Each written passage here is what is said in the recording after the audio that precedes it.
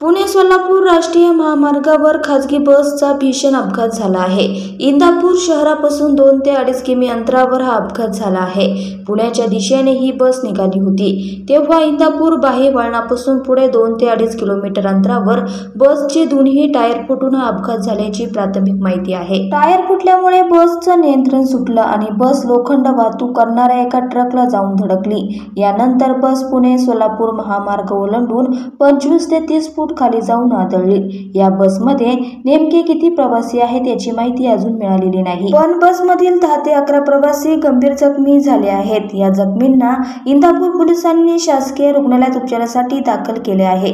या घटनेची माहिती मिळताच इंदापूर पोलीस घटनास्थळी दाखल झाले। सुदैवाने या दुर्घटनेत कोणतीही जीवितहानी झालेली नसली तरी बसचे आणि खासगी मालवाहू ट्रकचं मोठ्या प्रमाणात नुकसान झालं आहे, तर 10 ते 11 प्रवासी जखमी झाल्याची माहिती मिळत आहे। इंदापूर पोलीस महामार्गावर अपघातग्रस्त ट्रक बाजूला घेण्याचे काम करत असून पोलिसांनी वाहतूक देखील सुरळीत केली आहे।